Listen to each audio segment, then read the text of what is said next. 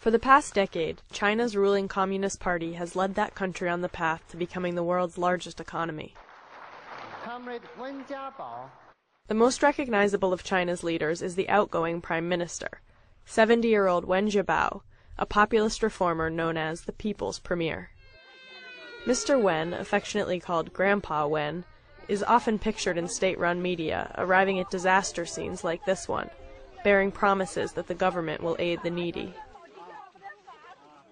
But a New York Times investigation has found that Wen Jiabao is also the head of one of China's wealthiest families, with a fortune valued at $2.7 billion in stakes in everything from hotels and insurance companies to luxury jewelers and internet startups. These publicly available documents show assets in the names of relatives of Mr. Wen and his wife. The Prime Minister's name never appears on shareholding documents. It's unclear how much Mr. Wen actually knows about his relatives' investments, even as they have profited from his political clout. Either way, the family appears to have gone to remarkable lengths to conceal their wealth, hiding it behind layers of partnerships, many of them formed with state-owned companies and some of Asia's richest tycoons. The Times found no evidence that Mr. Wen's relatives broke any laws, but the sheer size of their fortune, and their attempts to conceal it, are likely to pose a political challenge to a leader who has dominated Chinese politics for much of the past decade. Wen Jiabao was born in 1942 during wartime, in the northern city of Tianjin. As a youngster in a family of teachers, Mr. Wen took an early interest in geography, and in college he earned a degree in geology.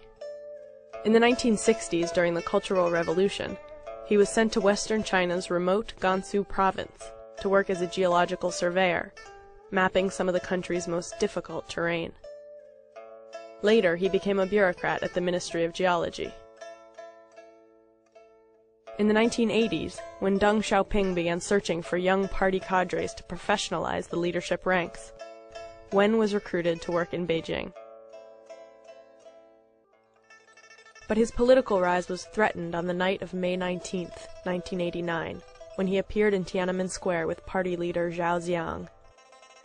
As Zhao appealed to the young protesters to end their occupation of the square, Wen stood stiffly at his side. A couple of weeks later, soldiers opened fire on the protesters, killing many. Zhao was purged from party ranks for appearing too sympathetic to the protests. Party experts say Wen Jiabao avoided the same fate by pledging his allegiance to party leadership.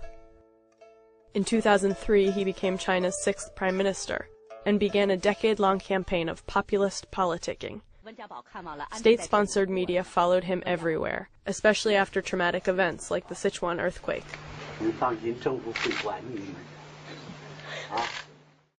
While President Hu Jintao is known for being stiff and expressionless, Wen Jiabao has mastered the art of shaking hands, kissing babies, and chatting up peasant farmers.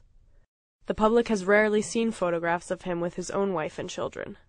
Wen's wife, Zhang Beili, is a major player in China's jewelry and gem trade, and is known to be rich. Government censors often delete photos of them together.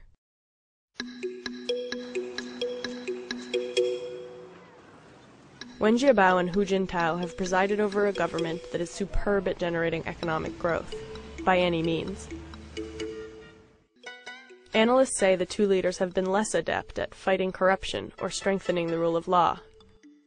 Next month, the Communist Party will announce the new leadership lineup, the men who will lead China for the next decade.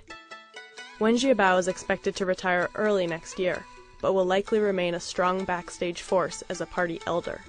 Regardless of whether the Prime Minister knowingly helped his relatives amass a fortune, analysts say this will almost certainly weaken Mr. Wen's standing in the party.